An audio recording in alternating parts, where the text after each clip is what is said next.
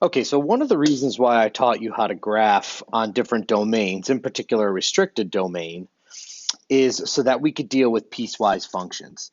Piecewise functions are functions that are made up of,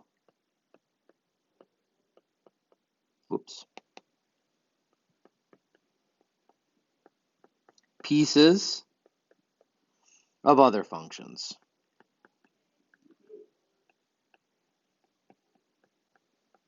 And they're actually kind of stitched together like a quilt. So if you could imagine like taking some functions and then cutting them up and then kind of like taping them together, that's kind of what this looks like. So let me show you. It'd be easier just to show you.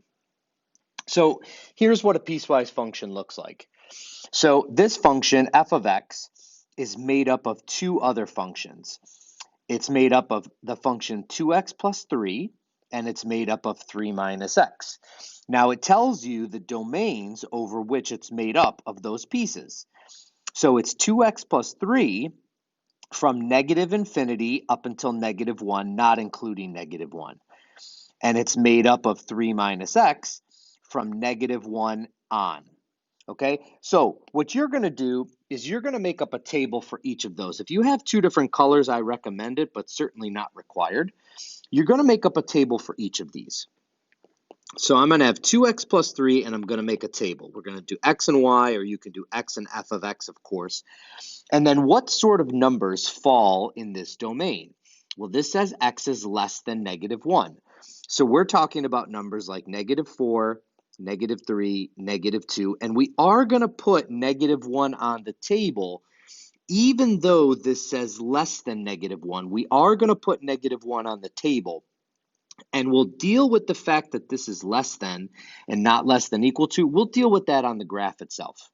Okay, so now I'm going to go into my calculator and I'm going to type in the 2x plus 3, and I'm going to get the values that go with it to fill out this table.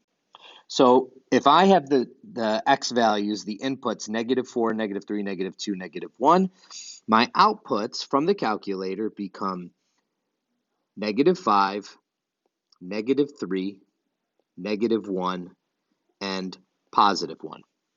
So now I'm going to plot those on the graph. Negative 4, negative 5, 1, 2, 3, 4, 5.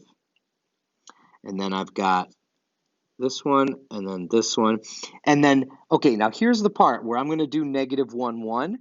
Here's the part where I'm going to deal with the fact that it's less than, but not less than or equal to. If you remember back to when we did inequalities in Unit 1, I'm just going to make this an open circle. Okay?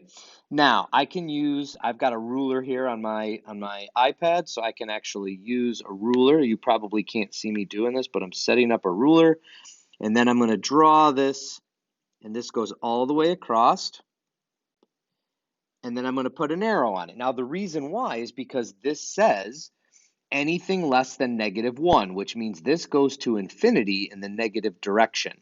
It's not always going to be that way. Sometimes you're going to see a compound inequality which says go from here to here, and in which case it's like a restricted domain.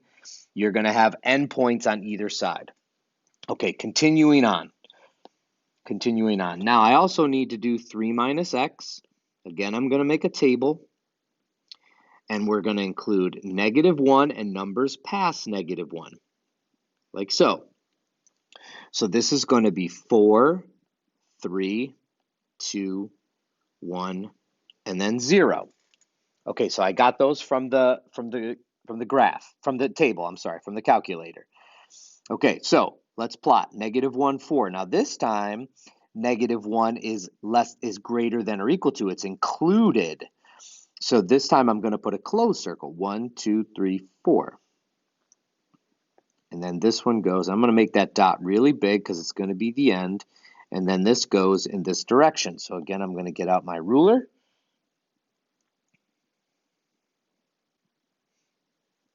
And I'm going to draw my line. Okay, and that looks like that. Okay, so there's my function. Now, the next question I might ask you is I might ask you the range. It's actually not on your paper, but let's do it anyways. You know how to do range. It's bottom to top. And in this case, this goes down forever. So the bottom is negative infinity. And the top, this gets as high as 4. And it includes 4. So I'm going to include a bracket. The only other thing that I want to say, and you'll encounter this sometimes, first of all, I want you to know that if you have a closed circle and an open circle and the same point, the closed circle will win. So if you have an open circle and then the next piece starts right in the same spot and is a closed circle, then the closed circle wins. It just becomes a closed circle. And the other thing I want to tell you is that these can be made up of 2, 3, and even up to 4 different pieces. So on your practice assignment, you'll get some problems that show you 2 and 3 and 4, so some different types. So make sure you do those practice problems before you submit the exit ticket. And that's it.